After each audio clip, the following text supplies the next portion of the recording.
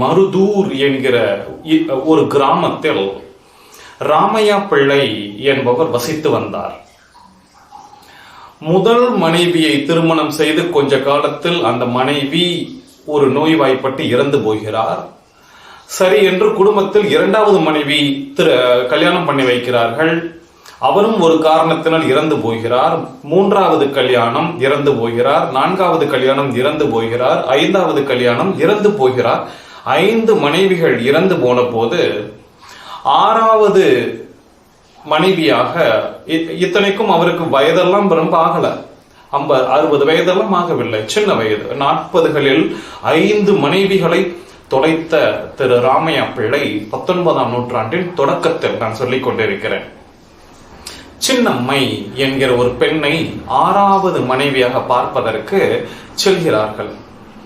அது என்னமோ அந்த பெண் பார்க்கிற தருணத்தில் சின்னம்மை இந்த கதை அனைத்தும் தெரிந்திருந்தும் ஒரே வார்த்தையில் சரி என்று சொல்லிவிட்டார், சம்மதம் தெரிவித்து விட்டார் அந்த பெண்மணி சின்னம்மை. ராமையா பிள்ளைக்கும் சின்னம்மைக்கும் அருமையாக திருமணம் நடக்கிறது. இந்த ராமையா பிள்ளை ஒரு அற்புதமான சிவபக்தர், மிக மிக அளவு கடந்த கடவுள் பக்தர்.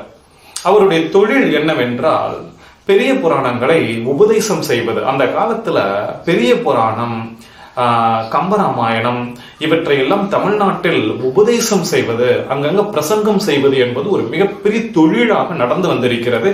அதற்கு கிடைக்கிற பணம் குடும்பத்தையே நடத்த முடியும் என்கிற அளவிற்கான பணம் ஈட்ட முடிந்தது. அந்த தொழிலை அவர் செய்தது மட்டுமல்லாமல் அதில் கிடைக்கிற வருமானத்தில் நிறைய அன்னதானங்களும் நல்ல செயல்களும் செய்து வருகிற மனிதர் ராமையா பிள்ளை. இந்த ராமையா பிள்ளை வேண்டிக் கொண்டது இதுதான்: இறைவா, நான் திருமணம் செய்யும் பொழுதெல்லாம் என் மனைவியை நீ தூக்கிக் கொள்கிறாய்.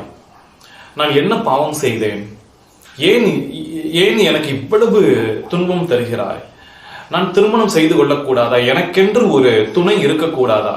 இந்த 6வது மனைவியை தயவு செய்து என்னிடமிருந்து பிரித்து விடாதே என்று நேரே சிதம்பரம் சென்று சிதம்பரத்திலே கடவுளை கண்ணீரோடு வழிபட்டு விட்டு, பெருமானே, எனக்கு இந்த திருமணம் நிலைத்தாலும், எனக்கு அடுத்து பிறக்கிற பிள்ளைகள் எல்லாம் நிலைத்தாலும், உன்னுடைய ஸ்தலத்திற்கு வந்து நான் எப்பொழுதுமே உன்னுடைய பக்தனாகவும் அடிமையாகவும் நான் இருப்பேன் என்ற வேண்டுதல் செய்துவிட்டு கணவனும் மனைவியும் ராமையா பிள்ளையும் சின்னம்மையும் வீடு திரும்பி வருகிறார்கள். கொஞ்ச காலத்தில் சின்னம்மை ஒரு அற்புதமான அழகான ஆண் குழந்தையை பெற்றெடுக்கிறார். அவருக்கு சபாபதி என்ற பெயர் வைக்கிறார்கள். 1 வருடம் 2 வருடம் கழித்து 2வது ஆண் குழந்தை பெற்றெடுக்கிறார் சின்னம்மை. அவருக்கு பரசுராமன் என்ற பெயர் வைக்கிறார்கள். கொஞ்ச வருடம் கழித்து 3வதாக ஒரு பெண் குழந்தை. அந்த பெண் குழந்தைக்கு சுந்தரம்மாள் என்று பெயர் வைக்கிறார்கள். அடுத்து 1-2 வருடங்களில் ஒரு பெண் குழந்தை, மறுபடியும் 4வதாக உண்ணாமுலை என்று பெயர் வைக்கிறார்கள். இப்படியாக ஒன்றன் பின் ஒன்றாக 4 குழந்தை பிறந்தாயிற்று. ஒரு பெரிய குடும்பம் ரொம்ப சௌக்கியமாக போய்கொண்டிருக்கிறது. ராமையா பிள்ளை தன்னுடைய பணியை செய்து கொண்டே இருக்கிறார்.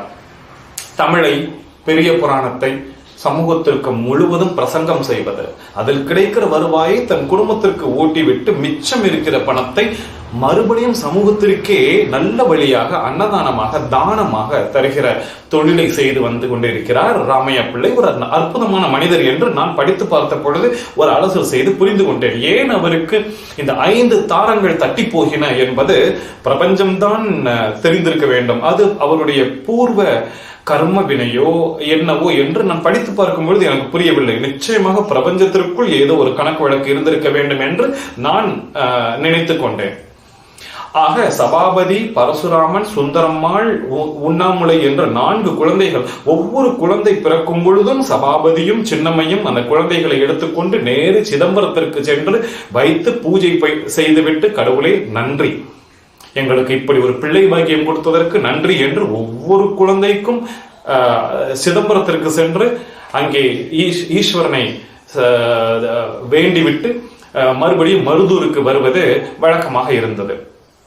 கடைசி பிள்ளை உண்ணாமுலை பிறந்து 10 வருடங்கள் கழித்து எவ்வளவு பெரிய கேப்புங்க அது.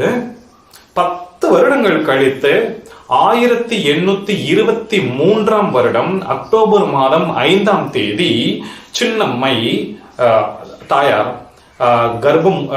கர்ப்பமுற்று பெற்றெடுக்கிற அந்த தேதி தான் அக்டோபர் 5ஆம் தேதி 1823 வருடம்.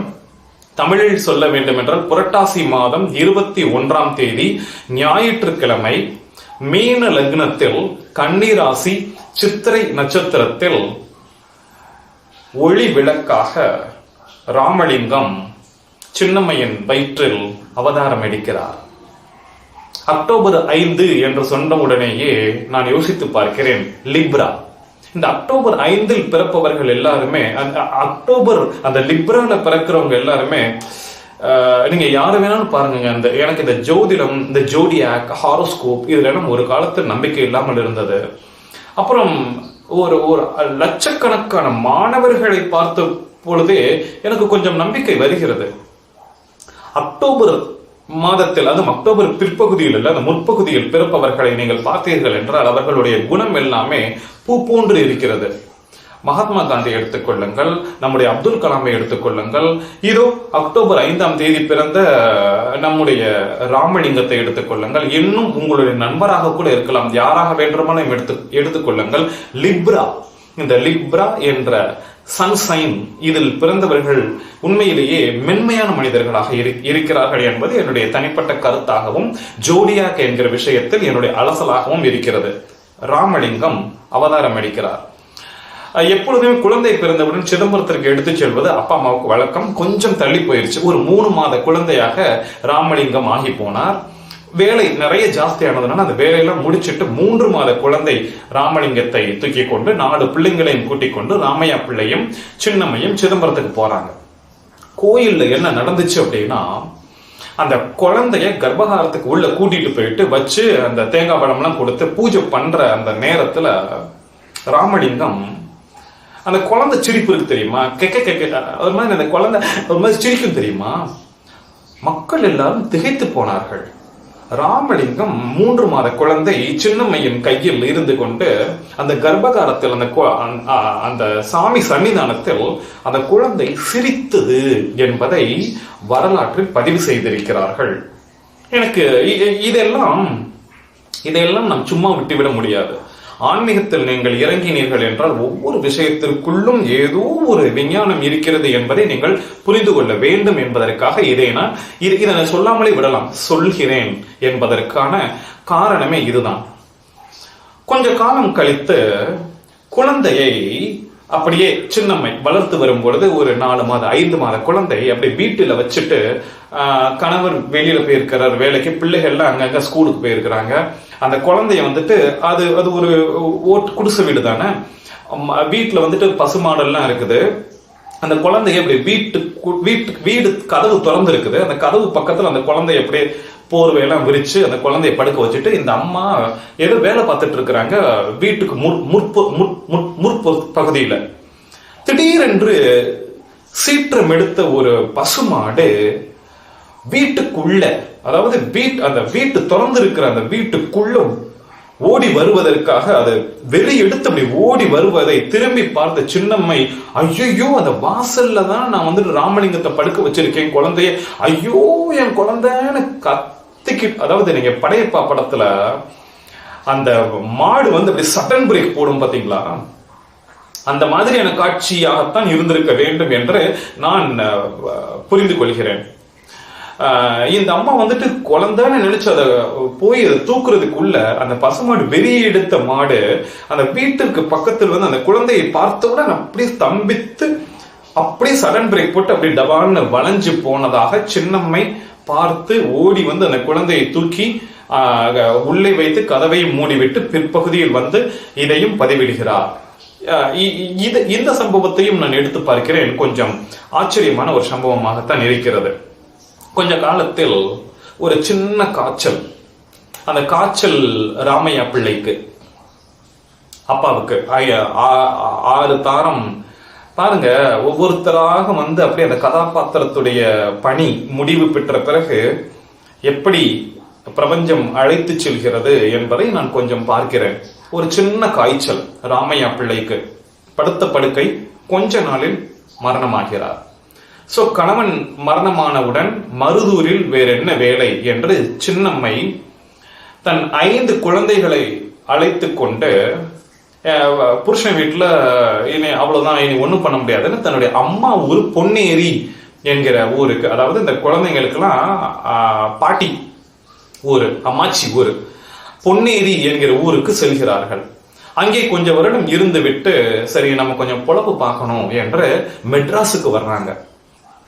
எல்லா குழந்தைகளையும் அழைத்து வந்து மெட்ராஸுக்கு வந்தவுடன் அங்கே மூத்த பையன், இந்த சபாபதி இருக்கிறார் தெரியுமா, இங்க பாருங்க, மூத்த பையனுக்கும் ராமலிங்கத்திற்குமான இடைவெளியே ஒரு மிகப்பெரிய இடைவெளி என்று நான் சொல்வேன். சபாபதி பிறந்து அதற்கு பிறகு 3 குழந்தைகள் பிறந்து அந்த கடைசி குழந்தைக்கும் ராமலிங்கத்திற்குமே ஒரு 10 வருட இடைவெளி ஆனால் நினைத்து பாருங்கள், சபாபதிக்கும் ராமலிங்கத்திற்கும் என்ன ஒரு இடைவெளி. நான் யோசித்து பார்க்கிறேன், குறைந்தபட்சம் ஒரு 18 வருட இடைவெளியாவது இருந்திருக்க வேண்டும். ஒரு 18 வருட இடைவெளியாவது இருந்திருக்க வேண்டும். 17-18 வருட இடைவெளி. அப்போ அது சபாபதி வந்துட்டு ஒரு அண்ணன் ஸ்தானம் என்று சொல்வதை விட ஒரு அப்பா ஸ்தானம். அவ்வளவு, இப்போ அண்ணனுக்கு தம்பிக்கு என்ன ஒரு வயசு வித்தியாசம், 2 வயசு வித்தியாசம் இருக்கும். சபாபதிக்கும் ராமலிங்கத்துக்கும் இடையில் ஒரு 18 வருட வித்தியாசம் இருக்கிறது என்றால் சபாபதி ஒரு அப்பா ஸ்தானத்துல நான் பாக்குறேன் ராமலிங்கத்துக்கு. அப்போ சபாபதி இப்ப சென்னைக்கு வந்துடுறாங்க குடும்பத்தோட. வந்த உடனே சபாபதி என்ன பண்றாருன்னா, தமிழ் கத்துக்கொள்ள வேண்டும் என்று ஒரு ஒரு தமிழாசிரியர் இருக்கிறார். அவர் மிக பிரசித்தி பெற்ற தமிழாசிரியர். அவரிடம் வந்துட்டு தமிழ் கத்துக்கிறது அப்படின்னாலே வந்துட்டு சாமானியத்தில் சீட்டு கிடைக்காது. அவர் பெயர் மகாவித்வான் காஞ்சிபுரம் சபாபதி முதலியார். அவர் பேரும் சபாபதி தான். ஆனால் இந்த குழப்பம் வந்துடக்கூடாதுன்றதுக்காக நான் இதை முழுசாவே நான் சொல்றேன். மகாவித்வான் காஞ்சிபுரம் சபாபதி முதலியார். அவரிடம் சபாபதியை, இந்த மூத்த பையன் சபாபதியை சின்னம்மை கொண்டு போய் இவருக்கு தமிழ் கத்துக் கொடுங்க என்று சொன்னவுடன் அவர் சோதித்து பார்த்து விட்டு சபாபதியை எடுத்துக்கொள்கிறார். சபாபதி அற்புதமாக தமிழ் கற்றுக்கொண்டு ஒரு சபாபதி அவ்வளவு திறமை வாய்ந்த ஒரு பையன், அவ்வளவு அற்புதமாக தமிழ் கற்றுக்கொண்டு பெரிய புராணத்தை கரைச்சு குடிச்ச ஒரு பையனாக ஆகி போனார் சபாபதி. இதற்கு இடையில் பெண் பிள்ளைகளை கல்யாணம் பண்ணி கொடுக்க வேண்டும். சுந்தரம்மாளை நம்ம பாட்டி ஊர் இருக்குல்ல பொன்னேரி, அங்க ஒரு மாப்பிள்ளைக்கு பார்த்து கல்யாணம் பண்ணி கொடுத்துட்டாங்க. கடைசி பிள்ளை, இந்த உண்ணாமலை பொம்பளை பிள்ளை இருக்குதுல்ல, 4வது பிள்ளை, அதுக்கு மெட்ராஸ்லயே ஒரு மாப்பிள்ளையை பார்த்து கல்யாணம் பண்ணி கொடுத்துட்டாங்க. இதுக்கு இடையில வந்துட்டு சபாபதி நம்ம அந்த மகாவித்வான் தமிழாசிரியர் கிட்ட வந்துட்டு நல்ல தமிழ்லாம் கத்துக்கிட்டு பெரிய புராணத்தை நல்லா அற்புதமா வந்துட்டு கற்றுக்கொண்டு பிரசங்கம் செய்வதற்கு தயாராகி விட்டார். கொஞ்சம் கொஞ்சமா அவருக்கு வந்துட்டு அந்த வாய்ப்புகள் கிடைக்கிறது. அந்த மேடை, அந்த பெரிய புராணத்தை பிரசங்கம் செய்வதற்கு இந்த சின்னம்மையின் மகனாகிய சபாபதி வந்து பிரசங்கம் செய்வார் என்று ஒரு மேடையில் பெரிய புராணத்தை பிரசங்கம் செய்தவுடன் மக்களுக்கு பிடித்து போனது. என்ன அழகா மகாவித்வான் சபாபதியுடைய சீடனாகிய இந்த சபாபதி எவ்வளவு அற்புதமா வந்துட்டு பிரசங்கம் செய்கிறார் என்று மக்களுக்கெல்லாம் பிடித்து போனது. இப்படி கொஞ்சம் கொஞ்சமாக மேடை கிடைக்க ஆரம்பித்து விட்டது. பெரிய புராணத்தை அழகாக கவிபாட தொடங்கிவிட்டு அதை அற்புதமாக பிரசங்கம் செய்து கொண்டே வந்து அதன் வழியாக குடும்பத்தை கொஞ்சம் மேலேற்றி கொண்டு வந்து விட்டார் சபாபதி. பெருமக்களை, நான் இந்த இடத்தில் நான் நிறுத்தி சொல்கிறேன், 19ஆம் நூற்றாண்டு தொடக்கத்தில், ஏன் 19ஆம் நூற்றாண்டு முழுவதும் கூட நான் சொல்லலாம், தமிழ் ஒரு குடும்பத்தை வாழ வைத்திருக்கிறது. இன்றைக்கு சினிமாக்களில் எல்லாம் காட்டுகிறார்கள், தமிழ் படித்தால் ஒன்றும் பண்ண முடியாது. மக்கள் அனைவரும் இன்றைக்கு வந்துட்டு தமிழ் படித்தால் ஒன்றும் பண்ண முடியாது அப்படிங்கிற நிலைமைக்கு. ஆனால் இந்த 2019 நான் இப்ப பேசிக்கிட்டு இருக்கேன், கொஞ்சம் கொஞ்சமாக இந்த தமிழ் இளைஞர்கள் தான் மீட்டெடுப்பது போல் எனக்கு தோன்றுகிறது. இந்த 1940 அந்த சமயத்தில் பிறந்தவர்கள், நம்ம அப்பா வச்சுக்கோங்களேன், நம்ம அப்பா தாத்தா இவர்கள் எல்லாம் அவ்வளவு மோகம் கொண்டிருந்திருக்கிறார்கள் ஆங்கிலத்தின் மீதும் அந்த ஆங்கில கலாச்சாரத்தின் மீதும். இதனால் தான் வந்து நம்மளுடைய தமிழ் அழிந்து போயிருக்க வேண்டும், நம்முடைய சொந்த வீட்டுக்கே வந்துட்டு குந்தகம் வந்திருக்க வேண்டும் என்று நான் நினைக்கிறேன். இப்பொழுது இன்றைக்கு இந்த 21ஆம் நூற்றாண்டில் 2019 நான் பேசிக்கொண்டிருக்கிறேன். இன்றைக்கு இருக்கிற இந்த 17 வயதிலிருந்து 27 வயதிற்கு இருக்கிற இந்த இளைஞர்கள், அவர்கள் எல்லாம் யார் என்றால் 1990 2000 இந்த இடத்துல பிறந்தவர்கள், நம் பிள்ளைகளை போன்றவர்கள் தான் தமிழை மீட்டெடுத்துக் கொண்டிருக்கிறார்கள் என்பதை நான் எப்படி சொல்கிறேன் என்றால், வலைதளங்களை பார்த்தாலே தெரிகிறது, பேஸ்புக்கில் பார்த்தாலே தெரிகிறது. நம்முடைய ஜல்லிக்கட்டு என்கிற ஒற்றை விஷயத்தை வைத்துக் கொண்டு பார்த்தாலே நமக்கு தெரிகிறது இவர்கள் தான் தமிழை மீட்டெடுத்துக் கொண்டிருக்கிறார்கள். 19ஆம் நூற்றாண்டில் இந்த சபாபதி தமிழ் படித்ததன் மூலம் குடும்பத்தை எப்படி அந்த வருமானத்தை வைத்து குடும்பத்தை ஓட்டுவதற்கு அவரால் முடிந்ததோ அந்த நிலைமை மறுபடியும் தமிழ்நாட்டிற்கு வர வேண்டும், தமிழ் அழிந்து போகிவிடக் கூடாது என்பதற்காக இதை நான் இவ்வளவு நீட்டி முடக்கிக் கொண்டிருக்கிறேன். குடும்பத்தை தமிழ் காத்தது. இப்ப சபாபதிக்கு இப்ப பொம்பளை பிள்ளைகளுக்கு கல்யாணம் பண்ணி கொடுத்தாச்சு. ஆம்பளை பசங்க 2 பேர் இருக்காங்க, 3 பேர் இருக்காங்க. பட் பச்சை குழந்தை தான் நம்ம இவர் ராமலிங்கம். சபாபதி இருக்கிறார், அடுத்தது பரசுராமன் இருக்கிறார். சபாபதிக்கு பொண்ணு பார்க்கணும். சபாபதிக்கு ஒரு அற்புதமான வரன் வந்து சேர்கிறது. பாப்பாத்தி அம்மாள் என்கிற ஒரு பெண்ணை திருமணம் செய்து வைக்கிறார்கள். சபாபதி பாப்பாத்தி அம்மாள் மேரேஜ் அற்புதமாக நடந்து முடிக்கிறது. இப்போ எனக்கு இந்த ராமையா பிள்ளை என்கிற கதாபாத்திரமே எனக்கு பிடித்திருக்கிறது. சின்னம்மை என்கிற கதாபாத்திரத்தில் 6வது மனைவியாக தான் வாக்கப்பட்டு போறோம்னு சொல்லும் போது கூட எஸ் என்று சம்மதித்த அந்த சின்னம்மையின் அந்த வார்த்தையிலிருந்து நான் ஆரம்பிக்கிறேன் சின்னம்மையின் பயணத்தை. நான் இன்னும் முடியவில்லை. சபாபதி என்கிற அந்த கேரக்டர் அதுவும் எனக்கு மிகவும் பிடித்திருக்கிறது. இன்னும் இந்த பாப்பாத்தி அம்மாள் இருக்கிறார்கள் தெரியுமா, ராமலிங்கத்திற்கு அண்ணி. நான் இன்னும் நிறைய சொல்ல வேண்டி இருக்கிறது, தொடர்ந்து கேட்டுக்கொண்டிருங்கள். இந்த சபாபதிக்கு கல்யாணம் ஆயிடுச்சு, பாப்பாத்தி அம்மாள் வந்தாச்சு, 2 பொம்பளை பிள்ளைகளை கல்யாணம் பண்ணி கொடுத்தாச்சு. பரசுராமனுக்கு மட்டும் கல்யாணம் பண்ணணும், என் வேலையெல்லாம் முடிஞ்சிடுச்சு. சின்னம்மை அம்மா சொல்றாங்க, என் வேலையெல்லாம் முடிஞ்சிடுச்சு.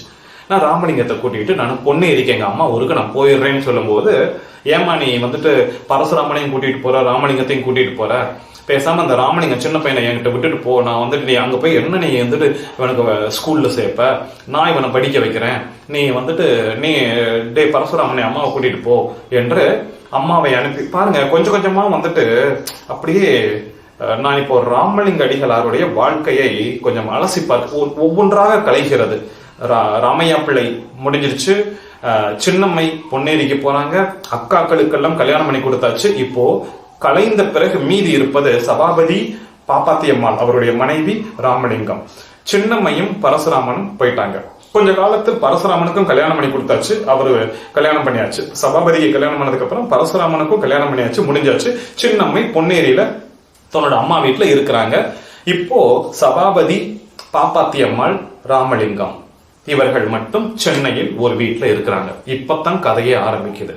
அண்ணனுக்கும் தம்பிக்குமான அந்த இடைவெளி மிகப்பெரிய இடைவெளி. இவரு 9 வயசு 10 வயசு சின்ன பையன் ராமலிங்கம். அண்ணன் கல்யாணமாகி இருக்கிற ஒரு பெரியவர். சரியா, நான் என்ன நினைக்கிறேன்னா குறைஞ்சது ஒரு 25-26 வயசு இருக்கணும் அண்ணனுக்கு.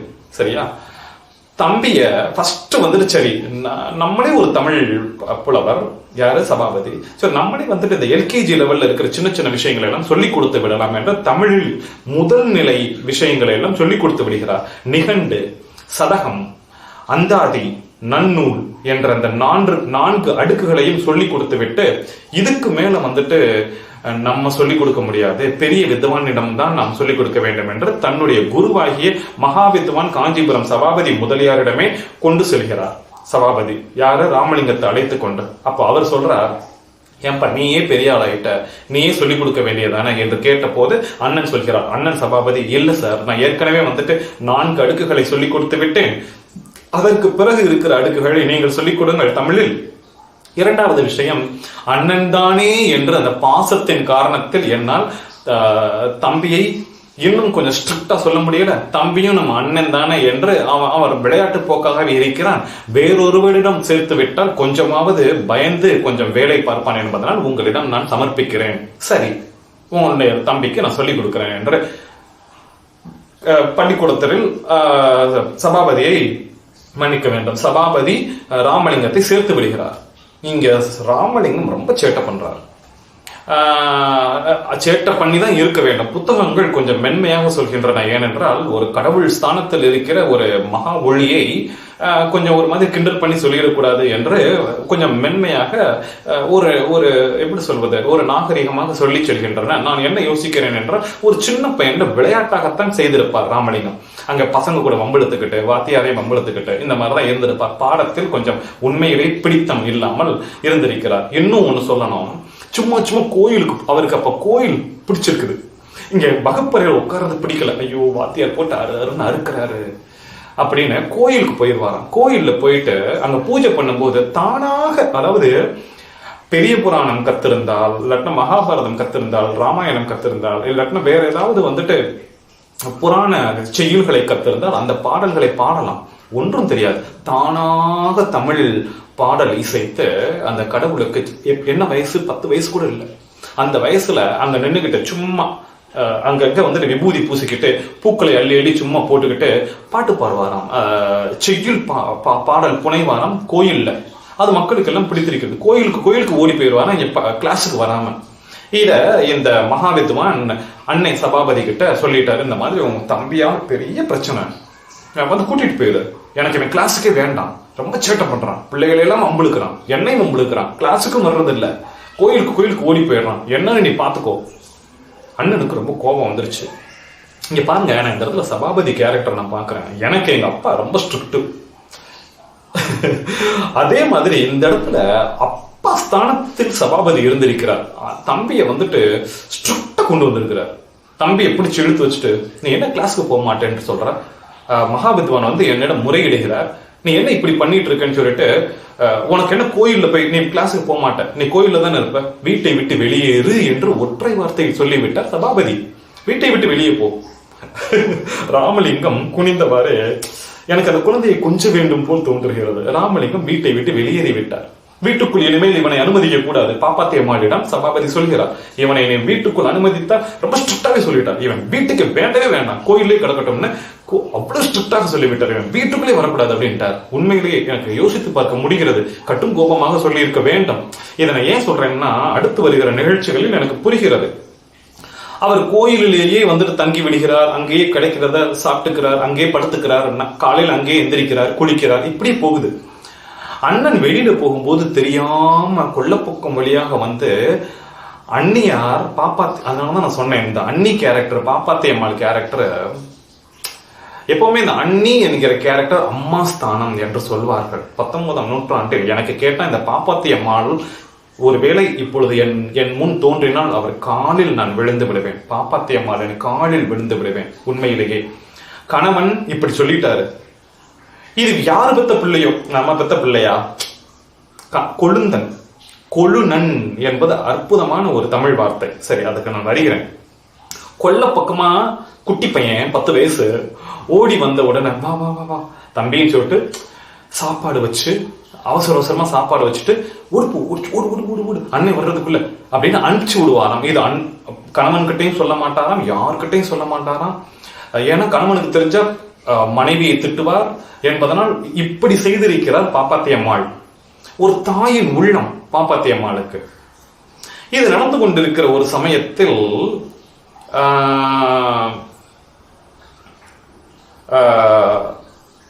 ராமையா பிள்ளையுடைய திவசம் வருகிறது.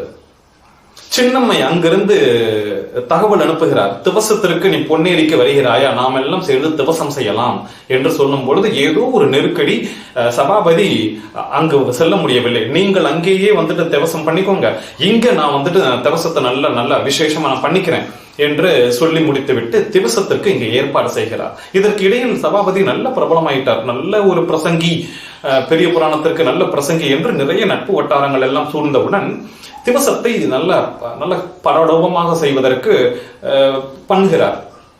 திவச நாள், அப்பாவுக்கு திவச நாள். திவச நாள் ஊரெல்லாம் சாப்பாடு, எல்லோரும் வந்து சாப்பிடுகிறார்கள். சாப்பிட்டு முடித்து விட்டு எல்லாம் போயிட்டாங்க. சபாபதியும் சாப்பிட்டு முடிச்சுட்டு மாடியில ரூம்ல போய் படுத்துக்கிட்டார். மத்தியானம் 4 மணிங்க. என்னடா இன்னைக்குன்னு பார்த்து நம்ம ராமலிங்கத்தை காணோமேன்னு பாப்பாத்தி அம்மாள் வெயிட் பண்ணிக்கிட்டே இருக்கிறாங்க. 1 மணிக்கு சாப்பிட்றதுக்கு வருவான். அண்ணன் போறது வர்றது ராமலிங்கத்துக்கு தெரியும். ஒருவேளை அண்ணன் இங்க வீட்லயே இருக்கிறாருன்னு தெரிஞ்சு இன்னும் வரலையா, பசி தாங்க மாட்டானே, 2 மணி ஆச்சு, 3 மணி ஆச்சு, 4 மணி வரைக்கும் அழுதுகிட்டே உட்கார்ந்துட்டு இருக்கிறாங்க பாப்பாத்தி அம்மாள். கொல்லப்பக்கத்துல லைட்டா கொஞ்சம் சலசலப்பு. என்னன்னா கதவை திறந்து பாக்குறாங்க. கொழுந்தனார் ராமலிங்கம் வர்றதை பார்த்தோன்னா, என்ன தம்பி நீ இவ்வளவு லேட்டா வர்றேன்னு சொல்லிட்டு வந்து உட்கார வச்சு மாடியில கணவன் இருக்கிறார் என்பது தெரிந்தும் ஆறி போன சாப்பாடு. இங்க பாருங்க, எக்கச்சக்கமான மக்களுக்கு படைத்த சாப்பாடு சுட சுட சாப்பிட்டுட்டு போயிட்டாங்க. ஆறி போன சாப்பாட்டு, ஆறி போன குழம்பு இதெல்லாம் வச்சு அண்ணன் வந்துடக்கூடாதுன்னு ராமலிங்கமும் பயந்து பயந்து பயந்து பயந்து விக்கு விக்கு விக்கு விக்குன்னு சாப்பிடுறத இவங்களும் பயந்து பயந்து பயந்து பயந்து அந்த சாப்பாட்டை பரிமாறின அந்த சூழ்நிலையை பார்த்து பாப்பாத்தியம்மாள் பொறுக்க முடியாமல், எனக்கு இதை படித்து பார்க்கும்பொழுது எனக்கே வந்துட்டு அப்பாவுடைய திவசம். இவள் மருமகள், பாப்பாத்தியம்மாள் மருமகள், தன்னுடைய மாமனாருடைய திவசத்திற்கு பெத்த மகன் இப்படி ஒளிந்து வந்து சாப்பிடுவதா என்று அழுகிறார். ஒரு தாய் உள்ளம் பாப்பாத்திக்கு அழுகிறார்.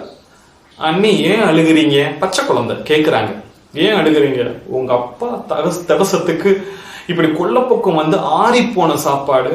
ஏன்பா 4 மணிப்பா மத்தியானம், இப்ப சாப்பிடுறியே, ஏன்பா அண்ணன் சொல் பேச்சு கேட்க கூடாதா? நீ படிக்க கூடாதா? இப்ப என்ன கேட்கிறார் அண்ணனுக்கு? உனக்கு என்ன பிரச்சனை? நீ படிக்கணும் அவ்வளவுதானே. சரிங்க அண்ணி, நான் படிக்கிறேன். எனக்கு ஒரே ஒரு சின்ன உதவி, அந்த மாடி ரூமை மட்டும் எனக்கு தனியா காலி பண்ணி ஏற்பாடு பண்ணி தரீங்களா? நான் படிக்கிறேன், எனக்கு மட்டும் அந்த ரூம் என்று சொன்ன போது பாப்பாத்தியம்மாள் மிகவும் மகிழ்ந்து போனாள். நான் அண்ணனிடம் கேட்டு உனக்கு அந்த ரூமை நான் வாங்கி தருகிறேன் என்று சொல்கிறார். ராமலிங்கத்திற்கு மிகவும் மகிழ்ச்சி. நல்லபடியாக சாப்பிட்டு விட்டு எழுகிறார். அப்பொழுதுதான் அண்ணியார் பாப்பாத்தியம்மாள் சாப்பிடுவதற்கு அமர்கிறார். என்னங்க நீ 4 மணி இப்பதான் நீங்கள் சாப்பிடுறீங்களா என்று ராமலிங்கம் கேட்கும் பொழுது, உன்னை விட்டுட்டு நான் எப்பப்பா நான் சாப்பிட்டிருக்கேன், நீ சாப்பிட்ட பிறகுதானே நான் சாப்பிடுவேன். இந்த சம்பவத்தை நான் சொல்லாமல் விட்டு இருக்கலாம் தான். ஏன் சொல்கிறேன் என்றால், இந்த பாப்பாத்தியம்மாள், அதனால்தான் நான் மறுபடியும் சொல்கிறேன், அவர் என் முன் இப்பொழுது தோன்றினால் அவர் பாதங்களில் நான் விழுந்து விடுவேன்.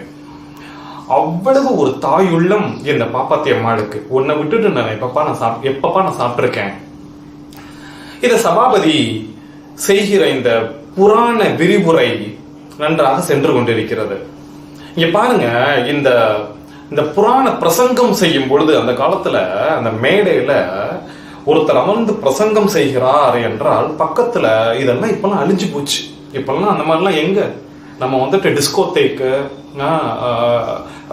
இந்த மாதிரி தான் வந்துட்டு போய் கலாச்சாரம், ஆங்கிலேய கலாச்சாரம் உள்ளே வந்து கொண்டு இருக்கிறது. சரி, அந்த காலத்துல அந்த மேடையில பிரசங்கம் செய்கிறார்கள் என்றால் பக்கத்துல ஒருத்தவங்க உட்காந்துக்கிட்டு ஏடு படிப்பாங்களாம்.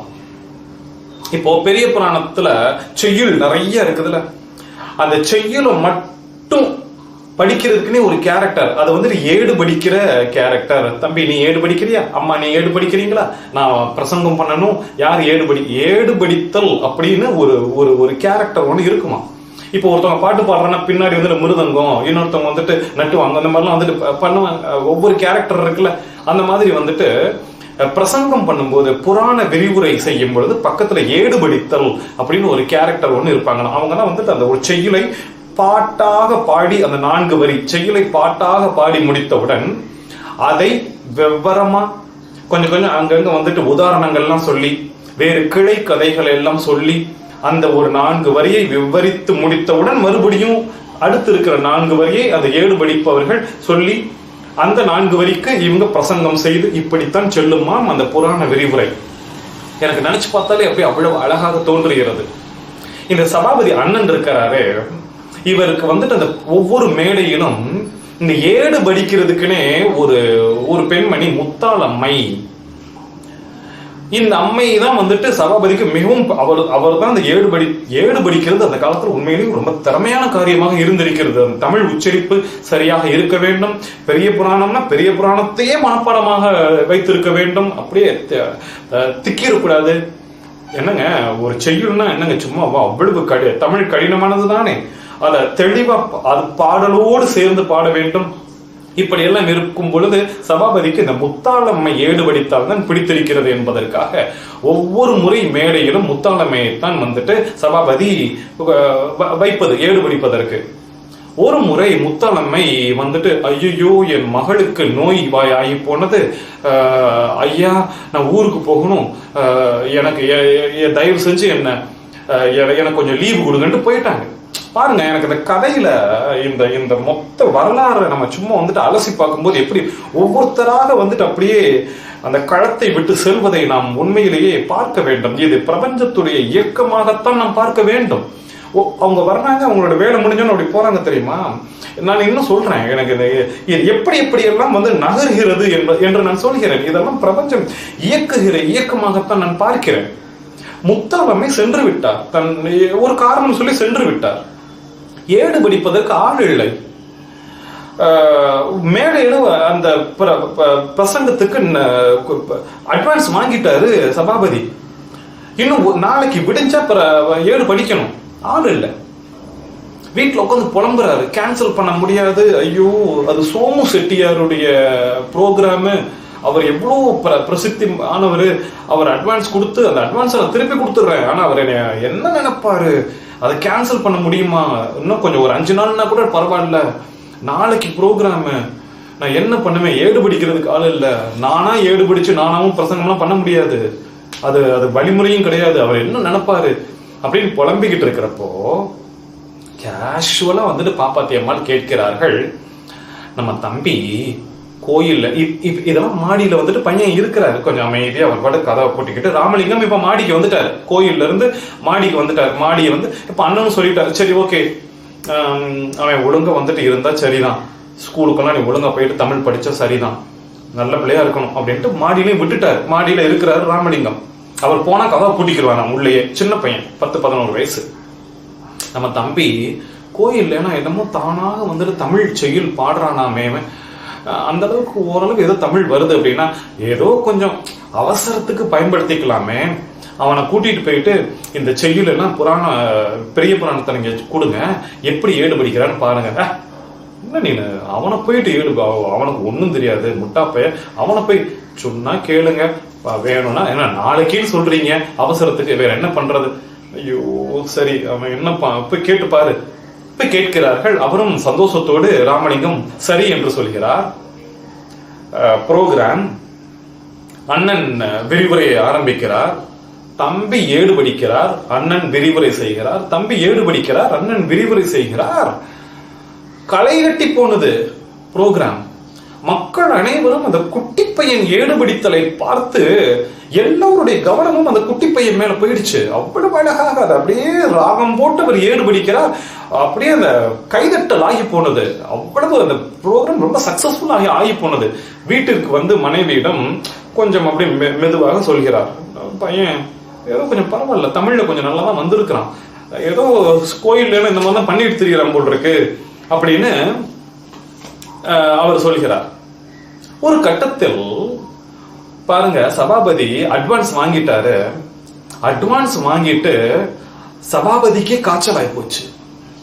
அவரால் முடியவே இல்லை, படுத்த படுக்கே ஆகி போயிட்டார். அடுத்த நாள் ப்ரோக்ராம். அதான் சொல்றேன், சபாபதிக்கு தேதிகள் எல்லாம் டக் டக் டக் டக் டக் டக்குன்னு அவ்வளவு. அந்த காலத்துல ரொம்ப இந்த விரிவுரை பிரசங்கம் செய்வது அப்படிங்கறதெல்லாம் ரொம்ப இவருக்கு டேட் புக் பண்ண முடியாதான். அந்த அளவுக்கு டக் டக் டக் டக்னு ப்ரோக்ராம். நல்ல நாள்னு வந்துச்சுனாலே சபாபதி புக் பண்ணிடுவாங்களாம். அந்த மாதிரி இருந்திருக்குது அந்த காலத்துல. அடுத்த நாள் இவருக்கு காய்ச்சல், என்ன பண்றதுன்னு தெரியல. மறுபடியும் அதே சோமு செட்டியார் ஐயோன்னு தலையில கை வச்சுட்டு உட்கார்ந்துட்டு இருக்கிறாரு. பாப்பாத்தி அம்மா நேரம் மாடிக்கு தான் ஏறுறாங்க. தம்பி, பெரிய புராணத்தையே பிரசங்கம் பண்ணணும், ஏடு பிடிக்கிறதுக்கு ஒரு ஆள் இருக்குது, ஆனா பிரசங்கம் பண்ற அண்ணனுக்கு இப்ப உடம்பு முடியல, உங்களால முடியுமா? அண்ணி கூப்பிடுறாரு. கீழே இறங்கி போறாரு ராமலிங்கம். தம்பி, இந்த பூ பழமெல்லாம் போயிட்டு நீ சோமு செட்டியார்கிட்ட கொடுத்துட்டு அண்ணனுக்கு உடம்பு முடியலன்னு சொல்லிட்டு சும்மா ஏதாவது 1-2 பாட்டை மட்டும் பாடிட்டு, மக்கள் ரொம்ப அப்செட் ஆயிடுவாங்க, 2 பாட்டை மட்டும் பாடிட்டு வந்துடு அப்படின்னு சொல்லி அனுப்பிச்சிருக்கிறார். போன ராமலிங்கத்தை காணோம். 7 மணி, சாயந்தரம் 8 மணி, 9 மணி, குறைஞ்சபட்சம் 9 மணிக்காவது வீட்டுக்கு வந்திருக்கணும், வரல. 10 மணி, 11 மணி, நைட்டு 12 மணி. பாப்பாத்தி அம்மாள் வாசலுக்கு வந்து எட்டி பாக்குறாங்க, இன்னும் பிள்ளைய காணோம், கொழுந்தனார. கொஞ்ச நேரம் கழிச்சு பார்த்தா தூரத்தில் பக்கத்து வீட்டுல எல்லாம் போயிட்டு மாடு வெட்டி போயிட்டு வந்துடலாமா, இங்க உள்ள கணவன் காய்ச்சலோட படுத்து கிடக்குறாரு, போயிட்டு வந்துடலாமா ஏற்பாடு பண்ணிட்டாங்க அந்நியார். பக்கத்து வீட்டுல கூப்பிட்டு மாடு கட்டி, அது ரொம்ப தூரம் வேறையாம். அண்ணன் வேற கேட்கிறாரு, எப்படிமா நீ தனியா போயிட்டு? இல்லைங்க, ஐயோ பிள்ளை காணும் அப்படின்னு பாப்பாத்தி அம்மா மாடு கட்டி அந்த வண்டி கட்டிட்டு போயிடலாம்னா பக்கத்து வீட்டுல சொல்லி ஏற்பாடு பண்ணிக்கிட்டு இருக்கிறப்ப தூரத்துல வர்ற அந்த இது தெரிஞ்சிருச்சு. ராமலிங்கமும் கூட இன்னும் ஒரு ஆளும் கையில வந்துட்டு மாலை, பழங்களோடு பணம் இதெல்லாம் எடுத்துக்கிட்டு அப்படி வர்றது தெரிஞ்ச உடனே பார்த்துட்டு பாப்பாத்தி அம்மாளுக்கு ஒரு சந்தோஷம். பாப்பா பாப்பா என்னப்பா லேட்டு, 12 மணி ஆகி போச்சு, அண்ணி ரொம்ப விசேஷம் ஆகி போச்சு அப்படின்ட்டு அத ராமலிங்கம் கூட சொல்லவில்லை, கூட வந்த ஆள் தான் சொல்லி இருக்கிறார். ஆஹா, உங்க கொழுந்தனார் என்ன பண்ணி போட்டார் தெரியுமா என்று அந்த பிரசங்கம் எவ்வளவு அற்புதமாக நடந்தேறியது என்பதை சொன்னார். இங்கு தொடங்குகிறது. பாருங்க, நான் இங்க பாருங்க, அந்த முத்தாளம்மை அப்படின்னு ஏடுபடிக்கிற அந்த கேரக்டர், அவருடைய மகளுக்கு உடம்பு முடியவில்லை, ஐயா எனக்கு விடுமுறை கொடுங்கள் என்று ஓடி சென்றதையும் நான் பிரபஞ்ச இயக்கமாக நான் பார்க்கிறேன். சரியா? அண்ணனுக்கு உடம்பு முடியவில்லை, படுத்துக்கிட்டார், இதையும் நான் பிரபஞ்ச இயக்கமாக நான் பார்க்கிறேன். இப்போ போய் ராமலிங்கம் ஒரு தமிழ் பிரசங்கம் செய்து பிரசித்தி ஆக வேண்டும் என்று பிரபஞ்சம் எப்படி இயக்கி இருக்கிறது என்பதை இதை நம்ம அப்படி கதையை பார்த்தா சரி. நீங்கள் அதை பிரபஞ்ச இயக்கமாக பார்க்கும் பொழுதுதான் அதற்குள் இருக்கிற ஒரு மிகப்பெரிய ஒரு ஆன்மீக அட்டகாசம் தெரிகிறது. பிரபலமாகி போனார் ராமலிங்கம். நிறைய இப்ப அண்ணனுக்கும் தேதிகள் கிடைப்பது போல் ராமலிங்கத்திற்கும் தேதிகள் கிடைக்க ஆரம்பித்து விட்டன. 15 வயசு 16 வயசு பையன், இளம் ஒரு வாலிபன் தருணத்தில் கூட நிறைய தேதிகள் கிடைக்க ஆரம்பித்து விட்டன. நான் அப்படியே கதையை கொஞ்சம் நான் ஃபாஸ்டா நான் சொல்றேன். இதுக்கிடையில வந்துட்டு அவருக்கு ஆன்மீக சக்திகள் வருவதையெல்லாம் கூட நிறைய சொல்கிறார்கள். ஒரு முறை அவர் பிரசங்கத்துக்கு போயிட்டு வர்றாரு, வரும்போது வந்துட்டு நைட் லேட் ஆயிடுது, சரி நம்ம வந்துட்டு தொந்தரவு பண்ண வேண்டாம்னு சொல்லிட்டு வீடெல்லாம் கதவு மூடி இருக்கு, வாசல்லே படுத்து தூங்குறாரு. அப்போ வயிறு அவருக்கு பசிக்குது. பசிக்கும் பொழுது உசுப்பி விட்டு, என்னப்பா பசியில படுத்து கிடக்குற, நீ கூப்பிட வேண்டியதானே, பாரு நான் தொடர்ந்து பார்த்த பிறகுதான் தெரியுதுன்னு அக்கா அப்போ வந்துட்டு வீட்டுல உண்ணாமலை அக்கா வந்துட்டு வீட்டுல இருக்கிறாங்க. அவ எடுத்து சாப்பாடை ஊட்டி விட்டுட்டு அதுக்கப்புறம் வந்துட்டு போயிருக்கிறாங்க. அடுத்த நாள் காலையில வந்துட்டு உண்ணாமலை கதவை திறந்தோம்னா, என்ன தம்பி நீங்க எப்படி வந்த, என்னக்கா நீ தானே நைட் வந்து ஊட்டி விட்ட சாப்பாடெல்லாம், இந்த பாரு நீ ஊட்டி விட்ட இலை கூட இங்கே கிடைக்கிறது என்று சொன்ன பொழுது உண்ணாமலைக்கு இதையெல்லாம் நம்பவே முடியவில்லை. இது போன்ற பல காட்சிகளை நான் சொல்லலாம். ராமலிங்க அடிகளாருடைய அந்த அந்த 10 பருவ தருணத்திலேயே ஆன்மீக சக்திகள் எப்படி அமைந்தன என்ற ஒரு நம்மால் நம்ப முடியாத பிரபஞ்ச சக்திகளுடைய அந்த இயக்கத்தையும் சொல்லலாம். இப்படி வளர்ந்து வந்து விட்டார். ஒரு கட்டத்தில் பிரபலமாகி சென்னை முழுவதும் பிரபலமாகி போனார். அந்த தருணத்தில் 19ஆம் நூற்றாண்டில் தமிழ்நாட்டிலேயே தமிழில் ஒரு மிகச்சிறந்த ஒரு புலவராக ராமலிங்க அடிகளார் தான் என்று சென்னை முழுவதும் தமிழ்நாடு முழுவதும் பிரபலமாகி போனது. அந்த தருணத்தில் நிறைய வித்வான்கள், பண்டிதர்கள், தமிழ் பண்டிதர்கள் எல்லாம் ராமலிங்கத்தை அணுகி சந்தேகம் கேட்க ஆரம்பித்தார்கள். தமிழ் சம்பந்தப்பட்ட டிஸ்கஷன் எல்லாமே செய்திருக்கிறார்கள். அப்பொழுது ஒருவர் நீங்க ஏன் பெரிய புராணத்திற்கு உரை நூல் எழுதக்கூடாது என்று கேட்டிருக்கிறார். ராமலிங்கமும் சரி, இதுவே உங்களுடைய சித்தமாக இருந்தால் நான் யோசித்து பார்க்கிறேன் என்று அமர்ந்து ஒரு முடிவுக்கு வந்து விட்டார். மனுமுறை கண்ட வாசகம் என்கிற தலைப்பிலே பெரிய புராணத்திற்கு உரை நூல், பெரிய புராணம்ன்றது செய்யுள் தானுங்க, அதுக்கு உரை நூல் உரையாக எழுதி முடித்து விட்டு அதை பப்ளிஷ் பண்ணிட்டார். தமிழ்நாடு முழுவதும் பிரபலம். பாருங்க, 2 நூற்றாண்டுகளுக்கு முன்பாக தமிழில் கொட்டி கட்டி நான் பார்க்கிறேன். இந்த ராமலிங்க அடிகளார் யார், என்ன கல்வி கற்று இருக்கிறார்,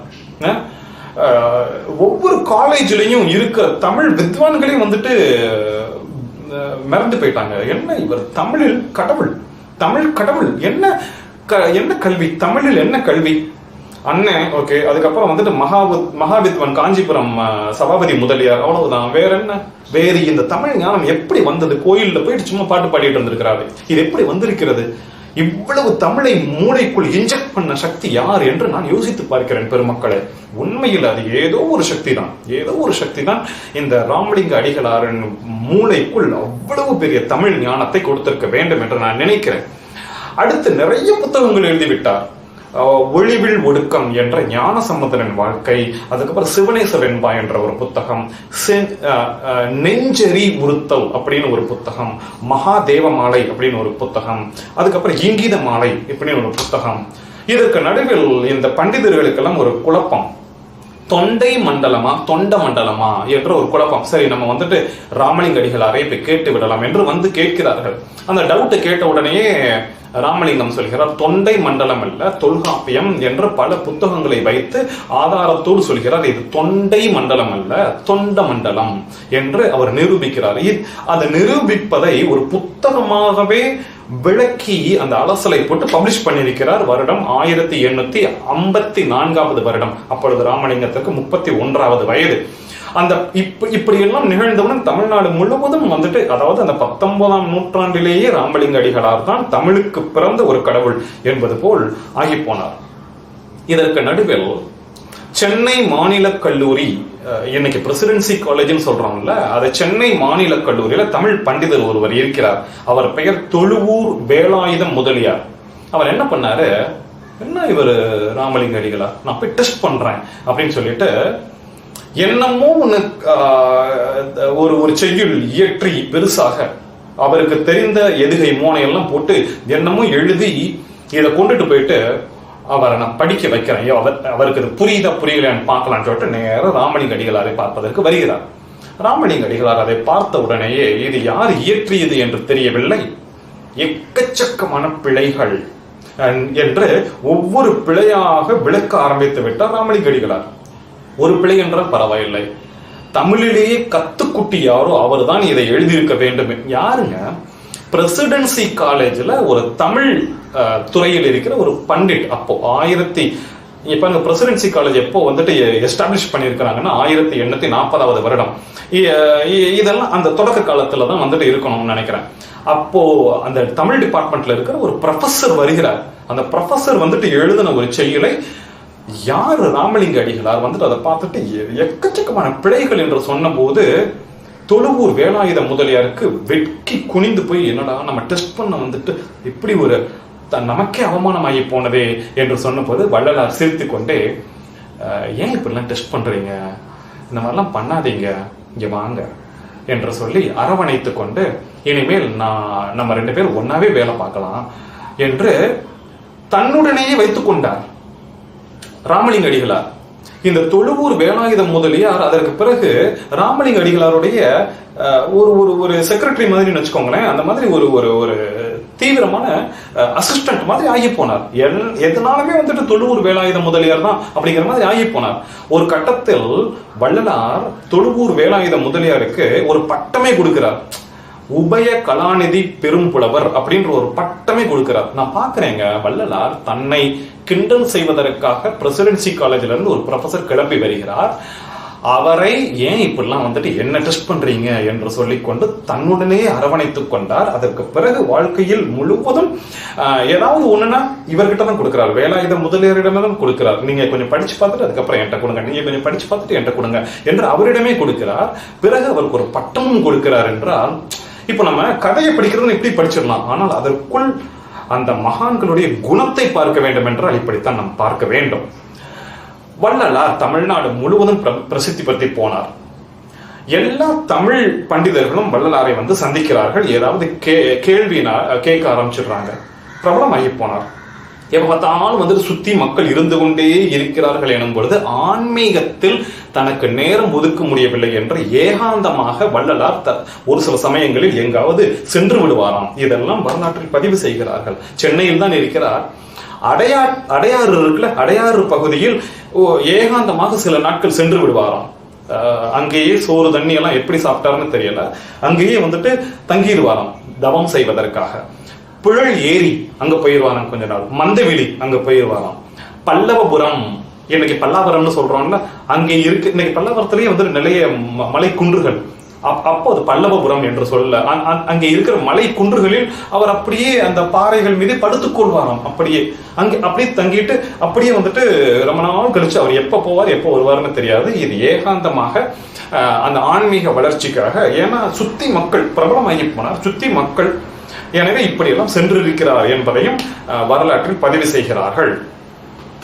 சாற்று கவி அப்படின்னு ஒண்ணு இருக்குது.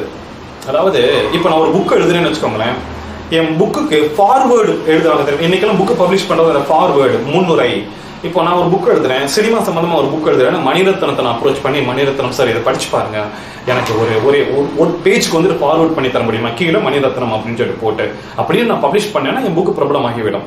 எனவே யாராவது புக் எழுதுனாங்கன்னா ராமலிங்க அடிகளாருடைய அந்த ஃபார்வேர்டு, அதான் தமிழ்ல சொல்றேன், சாற்றுக்கவி, யாராவது புக் எழுதுனாங்கன்னா ராமலிங்கத்துடைய சாற்றுக்கவி கிடைத்தால் அந்த அந்த புத்தகம் பிரபலமாகிவிடும் என்று எல்லாரும் தமிழ்நாட்டில் இருக்கிற எல்லா பண்டிதர்களும் ரொம்ப முனைப்போடு வர ஆரம்பித்து விட்டார்கள். அந்த பாக்கியம் நிறைய பேருக்கு கிடைக்காமல் கடைசியில் ஒருவருக்கு கிடைக்கிறது. அவர் பெயர் திருமழிசை முத்துசாமி முதலியார். அவருடைய அடக்கம், அவருடைய தமிழ், அந்த தமிழில் இருக்கிற செறிவு, ஒரு பிழையில்லாத தன்மை, இதை பார்த்துவிட்டு நான் முதல் சாற்றுக்கவை எழுதி தருகிறேன் என்று ராமலிங்க அடிகளார் அவருக்கு சாற்றுக்கவை எழுதி கொடுக்கிறார். இதுவும் வரலாற்றில் பதிவு செய்யப்பட்டிருக்கிறது. வள்ளலார் இப்படி சென்று கொண்டு இருக்கிறார். திருமணம் செய்ய வேண்டும். ஒரே பிள்ளை. சின்னம்மை பொன்னேரியிலிருந்து கிளம்பி வந்து விட்டார். அண்ணனிடம் சொல்கிறார், என்னம்மா, தம்பியின் சம்மதத்தை வாங்கி வாருங்கள், கல்யாணம் பண்ணிடலாம். ஏண்டடே, உனக்கு நான் பாப்பாத்திய பொண்ணு பார்த்தப்போ உன் சம்மதத்தை கேட்டா நான் பொண்ணு பார்த்தேன், அவதான் பொண்ணுன்னு தாலி கட்டுன்னு சொன்ன உடனே மேடையில நீ தாலி கட்டல, அது இல்லையா அம்மாவுடைய வேலை, அவன்கிட்ட போய் நான் சம்மதம் கேட்கணுமா? இல்லம்மா, என் நிலைமை வேற, இப்ப அவன் இருக்கிற நிலைப்பாடு வேறு. அவன் இப்பொழுது முழுக்க முழுக்க தமிழ் மீதும் ஆன்மீகத்தின் மீதும் மிக மிக ஊறி போயிருக்கிறான். அவனுக்கு திருமணம் பிடிக்குமா பிடிக்காதா என்று தெரியவில்லை. அவன் சம்மதம் கேட்டுதான் செய்ய வேண்டும். அப்படியா, சரி நான் போறேன் என்று மாடிப்படிக்கு ஏறி செல்கிறார் சின்னம்மை. என்னம்மா சொல்லியிருந்தா நான் கீழே வந்திருக்க மாட்டேன்னா, மூச்சு முட்டி இப்படி வர்றீங்களே என்று கேட்ட பொழுது சின்னம்மை வரிந்து கட்டி கொண்டு கேட்கிறார், உனக்கு கல்யாணம் பண்ணணும்பா. உடனே அண்ணனும் மாடிப்படி ஏறி வருகிறார். என்றுமே மாடிப்படிக்கு வராத அண்ணன் இந்த திருமண விஷயத்திற்காக மாடிப்படிக்கு ஏறி வந்து தம்பியிடம் கேட்கிறார். இப்படி பேச்சுவார்த்தை பிடிவாதமாக ராமலிங்கம் சொல்கிறார், எனக்கு திருமணம் தேவையில்லை தாயே, தயவு செய்து என்னை வற்புறுத்தாதீர்கள், நான் வேண்டாம் என்று சொல்கிறேன், என்னை ஏன் வற்புறுத்துகிறீர்கள்? அண்ணி மாடிப்படிக்கு ஏறி வருகிறார். அண்ணி சொன்ன அந்த வார்த்தையை நான் எழுதி வைத்திருக்கிறேன். சம்மதம் இல்லை என்று சொல்லாதீர்கள், அவசரம் இல்லை, ஆய்ந்து சொல்லுங்கள். சம்மதம் இல்லைன்னு இப்பவே சொல்லிடாதீங்க, ஒன்னும் அவசரம் இல்லை. அதனாலதான் எனக்கு பாப்பாத்தி அம்மாளை நான் சின்னம்மையை விட நான் மேலே வைக்கிறேன். சின்னம்மை எனக்கு எப்பொழுதுமே ஒரு ஆன்மீகவாதியுடைய அம்மாக்கள் செய்கிற செயல்பாடுகள் மீது எனக்கு உண்மையிலேயே கொஞ்சம் மனஸ்தாபம் இருப்பது உண்டு. எந்த ஒரு ஆன்மீகவாதியாக இருந்தாலும், ஏன் ஆன்மீகவாதி என்று அல்ல, பொதுவாகவே அம்மா அப்பாக்கள் வந்துட்டு பிள்ளைகள் மீது திணிக்கிற அந்த திணிப்பை பார்க்கும் பொழுது எனக்கு கொஞ்சம் மனஸ்தாபமாகத்தான் இருக்கிறது.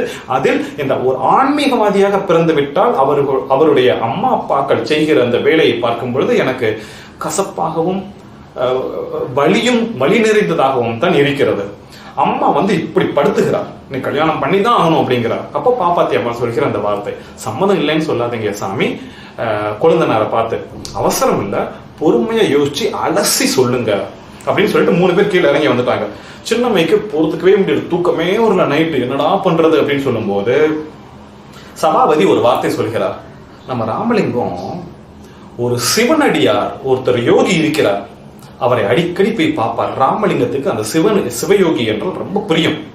அவரை போய் நாளை காலையில பார்க்கலாமா அப்படின்னு உடனே உன்னோட சின்னம்மை அடுத்த நாள் காலையில குளிச்சு கிளம்பி சின்னம்மை, சபாபதி, இன்னும் ஒருத்தர் 3 பேர் வந்துட்டு போறாங்க. அந்த சிவயோகியை பார்த்து சந்திக்கிறார்கள். சந்தித்து விட்டு விஷயத்தையும் சொல்கிறார்கள்.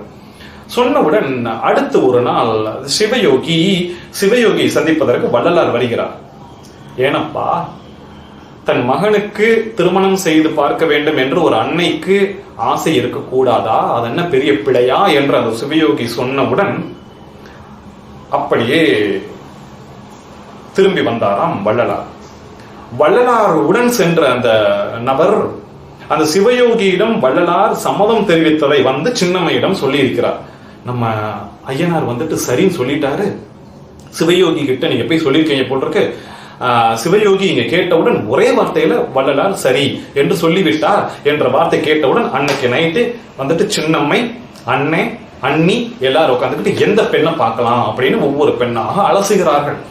கடைசியில் அவர்கள் என்ன முடிவு செய்கிறார்கள் என்றால், சின்னம்மையுடைய அந்த 4வது பிள்ளை உண்ணாமுலை இருக்கிறார் தெரியுமா, உண்ணாமுலையுடைய மகள், அவளுடைய பெயர் வந்து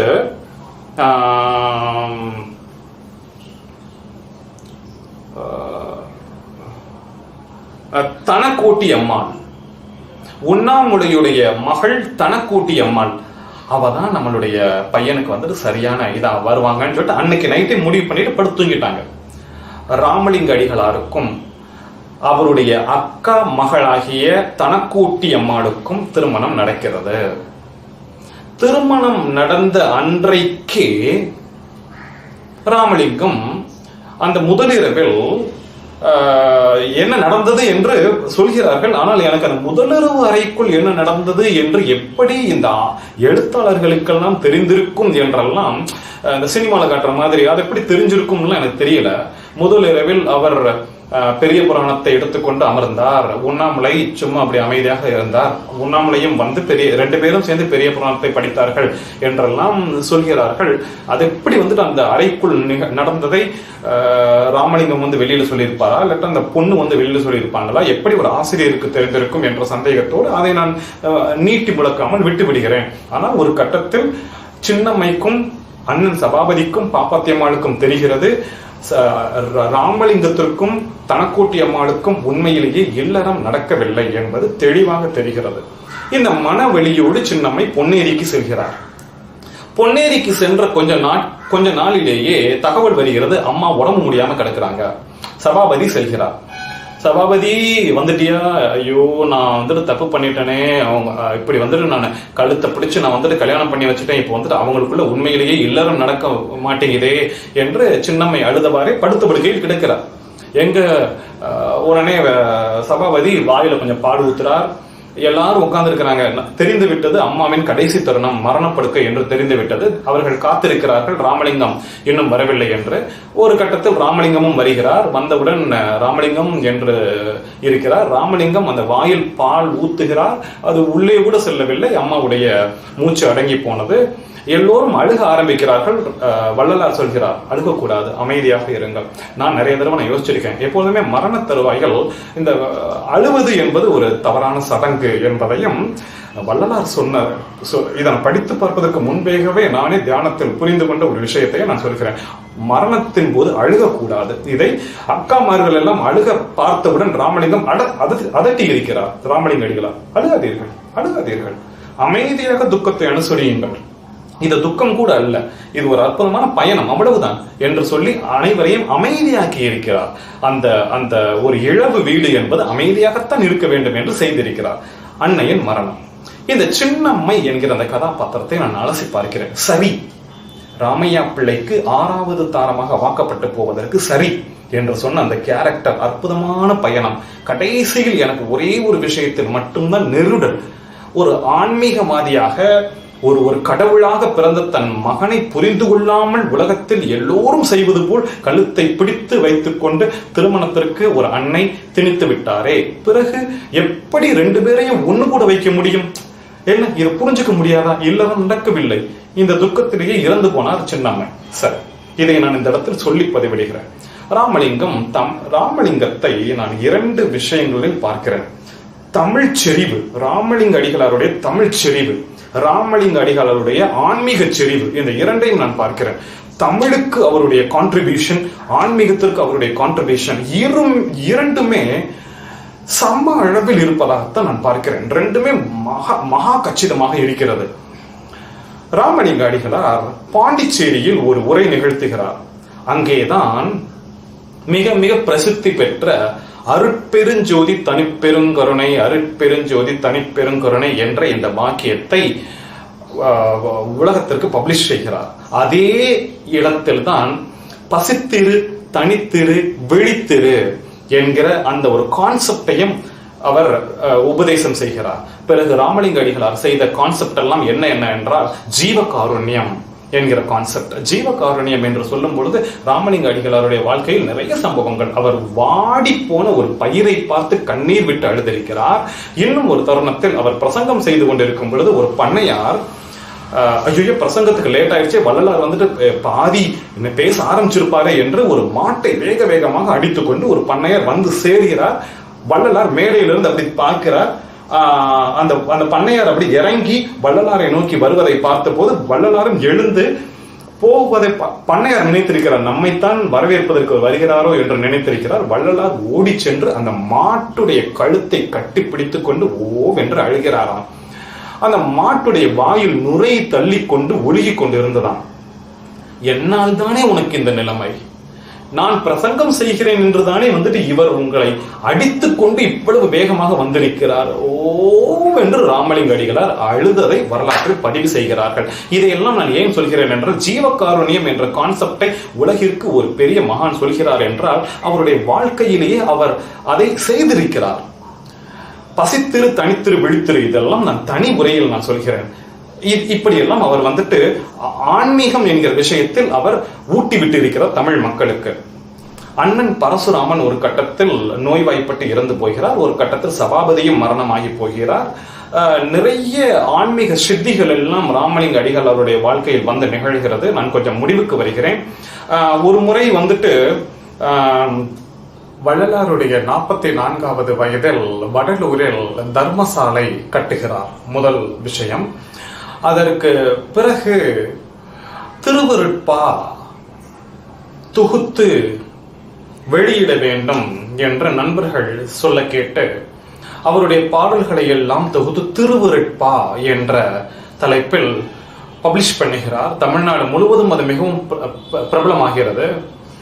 தமிழ்நாட்டில் அந்த திருவருட்பா வெளியானவுடன் திருவருட்பாவை படித்து பார்த்த தமிழ் பண்டிதர்களாக இருக்கட்டும், பொதுஜனங்களாக இருக்கட்டும், இந்த திருவருட்பாவை படித்து பார்த்து ஆன்மீகத்திலும் சரி தமிழிலும் சரி உச்சி குளிர்ந்து போய் ராமலிங்க அடிகளாரை மிக மிக போற்றி புகழ்ந்து தமிழின் அந்த சுவையை ரசிக்காத தமிழ் பண்டிதர்களும் பொதுஜனங்களும் யாருமே இருந்திருக்க முடியாது. இப்படி ஒரு சூழ்நிலையில் ஒரு கோஷ்டி என்று கூட சொல்ல முடியாது, ஒரு நபரில் இருந்துதான் இந்த பிரச்சனையை ஆரம்பித்தது. அவருடைய பெயர் யாழ்ப்பாணத்து நல்லூர் ஆறுமுக நாவலர் அப்படின்னு ஒருத்தர்.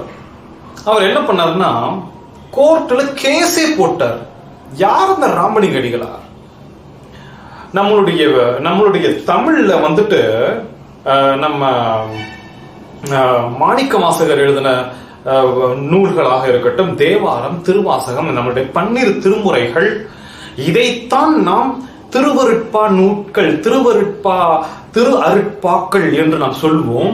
இவர் என்னன்னா தான் எழுதின பாடல்களை திருவருட்பா என்று சொல்லிக் கொள்கிறாரே, எவ்வளவு பெரிய கொடுமை என்று ஒரு கோர்ட்ல கேஸை போட்டார்.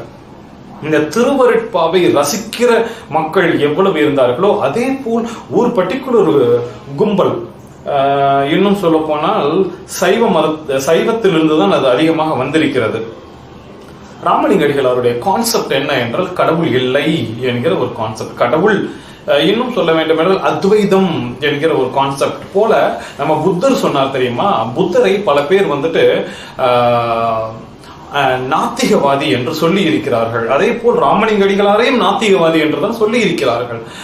இப்போ இந்த சைவ மரபில் வந்தவர்கள் தான் ராமலிங்க அடிகளாரை அதிகமாக எதிர்த்திருக்கிறார்கள். திருவருட்பா, ஏனென்றால் தேவாரம் திருவாசகத்தை தான் திரு அருட்பாக்கள் என்று நாம் சொல்லுகிறோம். அந்த 12 திருமுறைகளை இவரான தன்னுடைய பாடல்களை திருவருட்பா என்று சொல்லிக் கொண்டாரே என்று ஒரு பெரிய கும்பல் உண்மையிலேயே வள்ளலாருக்கு போர்க்குடி காட்ட ஆரம்பித்து விட்டனர். கோர்ட்ல கேஸ் போட்டாச்சு. கோர்ட்டுக்கு வள்ளலார் வர வேண்டும் என்று ஒரு தேதியும் போட்டு சம்மன் அனுப்பிட்டாங்க.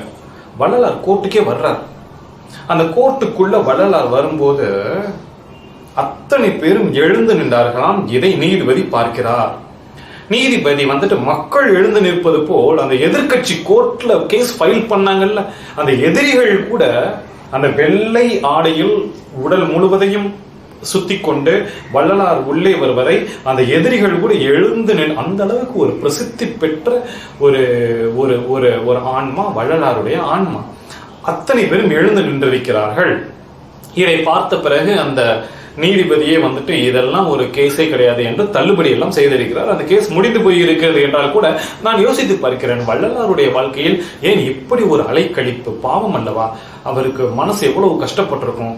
ஏதோ ஒரு கர்மா நான் இப்படிதான் யோசிச்சு பார்க்கிறேன், ஏதோ ஒரு கர்மா இதுல கழிஞ்சு போச்சு அப்படிதான் நான் யோசிக்கிறேன். என்ன இப்படி ஒரு சம்பவம் என்று எனக்கு ஒரு மாதிரி நெருடலாகவே இருக்கிறது. நான் முடிக்கும் தருவாய்க்கு வந்து விட்டேன். இந்த ஒன்றை சொல்லவில்லை என்றால் எனக்கு இந்த பதிவில் திருப்தி இருக்காது. வடலூரில் இருந்து மேட்டுக்குப்பத்துக்கு செல்லும் வழியில் ஒரு மாமரம் ஒன்று இருந்ததாம்.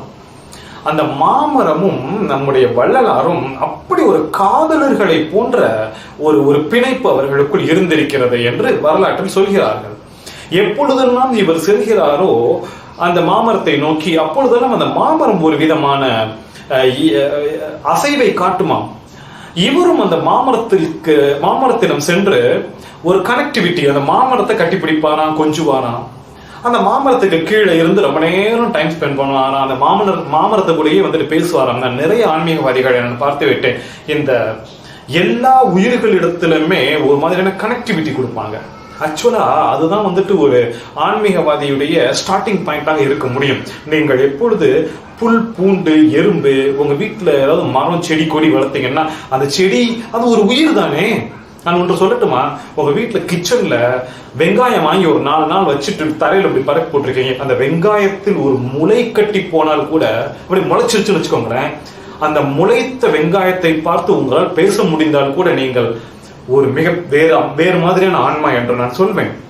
முளைத்து என்னடா வளர்ந்துட்ட, உயிர் வந்துருச்சா, இப்படி எல்லாம் நான் கூட பேசி இருக்கிறேன். சரி, அந்த ஆலமரத்தை பார்த்து வள்ளலார் ஒரு பாடல் பாடுகிறார். என்னால் அந்த பாடலை நான் எப்படி ரசித்து ருசித்தேனோ அதை இந்த பதிவில் நான் சொல்லியே ஆக வேண்டும். அந்த பாடல் என்ன, அதாவது பொதுவாக கவிஞர்கள் எப்படி பாடல் எழுதுவார்கள் என்றால், ஒரு விஷயத்தை பார்த்து அதை ருசியை அப்படியே ஒரு ஊமையாகவோ அல்லது அந்த சொல் ஆடல்களோடு அப்படியே கொஞ்சம் அந்த வார்த்தைகளை கொஞ்சம் அப்படியே ஒரு மாதிரி போட்டு அப்படி சுவையாக படைத்தல், இது முதல் அடுக்கு. சரியா? அதில் இன்னும் கொஞ்சம் 2ஆம் கட்ட ஆழத்திற்கு செல்வது என்பது கொஞ்சம் திறமை. வள்ளலார் 3வது ஆழத்திற்கும் சென்றிருக்கிறார். இந்த பாடல்ல நான் உங்கள்கிட்ட காட்டுறேன். இந்த பாடல் என்னன்னா, அந்த மரத்தை பார்த்துட்டு பாடுறாரு. கோடையிலே இழைப்பாற்றி கொள்ளும் வகை செய்த குளிர் தருவே. தருனா மரம் அர்த்தம். கோடையிலே இழைப்பாற்றி கொள்ளும் வகை செய்த குளிர் தருவே. தரு நிழலே நிழல் கனிந்த கனியே. ஓடையிலே ஊறுகின்ற தீஞ்சுவை தண்ணீரே. உகந்த தண்ணீரிடை மலர்ந்த சுகந்த மணமலரை. மேடையிலே வீசுகின்ற மெல்லிய பூங்காற்றே. மென் காற்றில் விளை சுகமே. சுகத்தில் உறும் பயனே.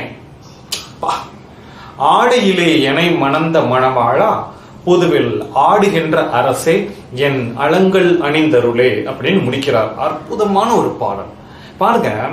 அதாவது கோடை காலத்துல நாங்கெல்லாம் இலைப்பாற்றிக் கொள்கிற மாதிரியான வகையில் அமைந்த அந்த மரமே, அந்த நீ கொடுக்கிற நிழலே, அந்த நிழல் கொடுக்கிற கனியே. அந்த 3ஆம் கட்டம் தாங்க சுவையின் உச்சபட்சமே. ஒரு நிழல் என்ன மாதிரியான கனியை இங்க கொடுக்கும்? இப்போ மரம் நிழல் தெரிகிறது, நிழலில் நீங்கள் அமர்கிறீர்கள். அந்த நிழல் உங்களுக்கு கொடுக்கும் அந்த கனி என்னங்க? அந்த ஒரு சுகம் இருக்குது. அதை 3ஆம் அடுக்கில் வைக்கிறார். அதே போன்று ஒவ்வொன்றாக சொல்லி வருகிறார். அதில் ஒரு வரி எனக்கு ரொம்ப பிடிச்சு போச்சு. அந்த கீழே உட்கார்ந்து இருக்கிற அந்த தளத்தை மேடை என்கிறார். மேடையிலே வீசுகின்ற மெல்லிய பூங்காற்றே. சரியா? மென் காற்றில் விளை சுகமே. சரியா? அந்த காத்துல கிடைக்கிற சுகமே. சுகத்தில் உறும் பயனே. சரி பாருங்க, சுகம்னு சொன்னதே வந்துட்டு நம் புரிந்து கொள்கிற எல்லைக்குள் செல்கிற ஒரு கஷ்டமான ஒரு விஷயம். சுகத்தில் உறும் பயன். நீங்க ஒரு சுகத்தை அனுபவித்த பிறகு உருகிற பயன் என்னங்க? அந்த ஒரு டேஸ்ட். அதை மேடையிலே வீசுகின்ற மெல்லிய பூங்காற்றே. மென் காற்றில் விளை சுகமே. சுகத்தில் உறும் பயனை. அற்புதமான பாடல். அந்த மரத்தை அவர் எந்த அளவுக்கு காதலித்திருக்கிறார் என்ற அந்த பாடலை நான் வந்துட்டு 6ஆம் கிளாஸ்லயோ 7ஆம் கிளாஸ்லயோ வந்துட்டு என் தமிழ் புத்தகத்துல நான் படிச்சதை வாழ்க்கையில மறக்கவே முடியாது. ராமலிங்க அடிகளார் அது யாருமே எனக்கு அப்பெல்லாம் தெரியாது. அதுக்கப்புறம் இதை இன்னைக்கு வரைக்கும் எனக்கு இந்த பாடலை மறக்க முடியாது என்பதை நான் சொல்லிக் கொள்கிறேன்.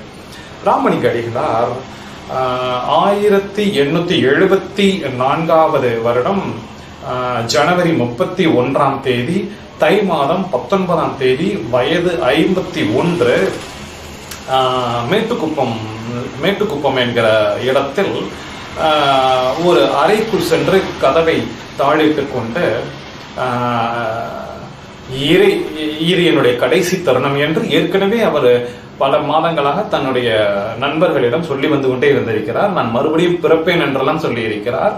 அந்த அறைக்குள் சென்று அது காற்று கூட புக முடியாது, ஜன்னல்லாம் கிடையாது, ஒன்றுமே கிடையாது, ஜஸ்ட் அது ஒரு அறை. அந்த அறைக்குள் சென்று கதவை தாளிட்டு கொண்டார் என்ற செய்தி ஊரெல்லாம் பரவி விட்டது. மக்கள் எல்லாம் வந்து அந்த இடத்திலேயே அமர்ந்து விட்டு வணங்கி விட்டு செல்கிறார்கள். ஒரு கட்டத்தில் அது அரசாங்கத்துக்கு தெரிய ஆரம்பித்தவுடன் கலெக்டர் வருகிறார். கலெக்டரின் பெயர் துரைமகன். அவர் வருகிறார். அதுக்கப்புறம் தாசில்தாரும் வருகிறார். ஒரு டாக்டர் கூட வருகிறார். தாசில்தாருடைய பெயர் வந்துட்டு வெங்கட்ராம ஐயர். எல்லாரும் வருகிறார்கள். வந்து பார்த்தவுடன் என்னடா அப்படி ரூம்குள்ள போட்டு இவரை அடைச்சு வச்சுக்கிட்டு இதுதான் ஜீவ சமாதின்லாம் சொல்றீங்களா அப்படின்னு துரைமகன் கலெக்டர் கூட கொஞ்சம் அமைதியா இருந்திருக்கிறாரு. இந்த தாசில்தார் வெங்கட்ராம ஐயர் ரொம்ப கடுமையா வந்துட்டு திட்டி இருக்கிறாரு. மக்கள் எல்லாம் பார்த்து சோம்பேறி கழுதைங்க அப்படின்லாம் சொல்லி இருக்கிறாரு. இப்படி நீங்க உட்காந்துக்கிட்டு என்னென்ன வேலை நடந்துட்டு இருக்கு நாட்டுல, நீங்க இப்படி உட்காந்துட்டு இருக்கீங்க அப்படின்லாம் திட்டி இருக்கிறாரு. அதுக்கப்புறம் கொஞ்ச நேரத்துல எல்லாரும் சுத்தி பார்த்துருக்காங்க. அப்படியே ரொம்ப நேரம் டைம் ஸ்பெண்ட் பண்ணியிருக்கிறாங்க இந்த கலெக்டர், தாசில்தார், இந்த டாக்டர் எல்லாம். அப்ப அவங்களுக்கு தெரிஞ்சிருச்சு இவங்க அன்னதான திட்டம்லாம் வைக்கிறாங்க, இந்த இடத்துல மக்களுக்கு வந்துட்டு ஆன்மீக சேவை நிறைய செய்யறாங்க அப்படின்னு சொல்லிட்டு கடைசியில கலெக்டர், இந்த டாக்டர் இவங்களே வந்துட்டு கொஞ்சம் நிதி உதவி செய்து விட்டு சரி அப்படின்ட்டு நமஸ்காரம் பண்ணிட்டு அவங்க கிளம்பி போனாங்களாம். அவங்க போறப்ப குதிரையில பாருங்க, கலெக்டர் போயிட்டு இருக்கிறார் குதிரை, டாக்டர் குதிரையில போயிட்டு இருக்கிறப்போ பின்னாடி திரும்பி பார்த்துருக்கிறாங்க. குதிரை மட்டும், தாசில்தாருடைய குதிரை மட்டும் தான் இருக்குது. என்னடா வெங்கட்ராம ஐயரை காணும்னு சொல்லிட்டு கீழே இறங்கி வந்து பார்த்துருக்கிறாங்க. ஒரு முள் புதருக்குள் வெங்கட்ராம ஐயர் கீழே விழுந்திருக்கிறார் என்று அவரை தூக்கி விட்டுருக்காங்க. அப்போ என்னன்னு தெரியல, இது ஏன் குதிரை தான் திடீர்னு சீற்றமாகி என்னை உதறி தள்ளி இந்த முள்ளுக்குள் தள்ளி விட்டது. ஒருவேளை நான் அங்கே வந்து கடினமாக நடந்து கொண்டதால் தான் ஏதோ ஒரு சக்தி என்னை இப்படி தண்டித்து விட்டதோ தெரியவில்லை. இதுவும் வரலாற்றில் சொல்லி இருக்கிறார்கள். பெருமக்களே, வள்ளலார் 1874 வருடம் ஜோதியோடு கலந்து போனார். அந்த நாள் ஜனவரி 31. ஆனால் எனக்கு ஒரு விஷயம் புரியவில்லை. அந்த அறையை 1 வருடம் கழித்து தான் திறந்தார்களாம். நடுவில் திறக்கவே இல்லையா? உள்ளேயே வந்துட்டு 1 நாள் 2 நாள் சரி ஓகே. அவர் என்ன ஆனார்? அவர் சொல்லிட்டு போனார், கதவை திறக்காதீங்கன்னு சொல்லிட்டு போனார். அதுக்காக வந்துட்டு எப்படி திறக்காம இருந்தாங்க அது எனக்கு தெரியல. 1 வருடம் கழித்து கதவை திறந்த பொழுது அந்த கதவில் உள்ளே ஒன்றுமே இல்லை. அவருடைய ஒன்றுமே இல்லை, உடை கூட இல்லை என்ற பொழுது அவர் எப்படி மறைந்து போனார் என்பது இந்த நொடி வரைக்கும் இந்த உலகத்தில் ஒரு மிகப்பெரிய ஆச்சரியமாக, விஞ்ஞானத்தால் விளக்க முடியாத, இன்னும் ஒரு சராசரி மனித மனத்தால் உணர்ந்து கொள்ள முடியாத ஒரு மிகப்பெரிய கேள்விக்குறியாகத்தான் வள்ளலாருடைய அந்த மறைவு அமைந்திருக்கிறது. அதனால்தான் வள்ளலாரை ஜோதியில் கலந்து போன ஒரு மகான் என்று நாம் அனைவரும் சொல்ல வேண்டியதாக ஆகி போனது. இது எப்படி நிரூபிக்க முடியும் என்றெல்லாம் நம் கையில் இல்லை என்பதனால் இந்த நொடி வரைக்கும் ஜோதியில் கலந்து போன ஒரு ஆத்மா வள்ளலாருடைய ஆத்மா என்று சொல்லி முடிப்பதற்கு முன்பாக நான் ஒன்றே நான் சொல்லி இந்த உரையை நான் நிறைவு செய்கிறேன்.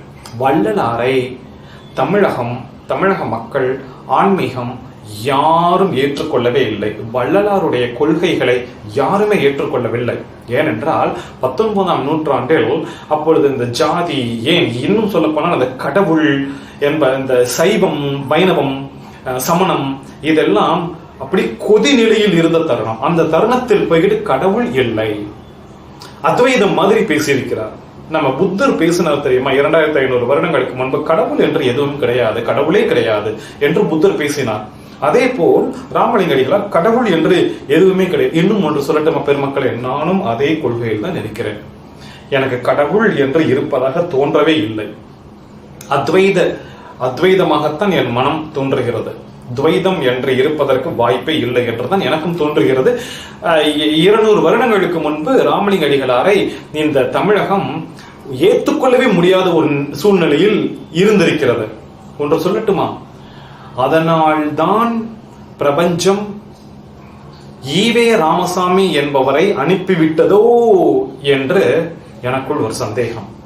ஈவே ராமசாமி, அந்த பெரியார் என்று அழைக்கப்படுகிற அந்த ஈவே ராமசாமி தமிழ்நாட்டில் அவ்வளவு பிரபலமாகி போய் அந்த கடவுள் மறுப்பு கொள்கை அப்படிங்கிறத பரப்பி இன்றைக்கு எக்கச்சக்கமான மனிதர்கள் அந்த ராமலிங்க அடிகளார் சொன்ன அந்த விஷயத்தை ஏற்றுக்கொள்ளாத ஒரு துளி மனிதர்கள் கூட ஏற்றுக்கொள்ளாத சமயத்தில் இன்னைக்கு எக்கச்சக்கமான பேர் கருப்பு உடை அணிந்து கொண்டு பெரியாருடைய கொள்கைகளை இதே தமிழகத்தில் பிடித்துக் கொண்டிருப்பதை அந்த பிரபஞ்சம் செய்திருப்பதை நான் கொஞ்சம் உற்று பார்த்தவாறு இந்த உரையை நான் நிறைவு செய்கிறேன்.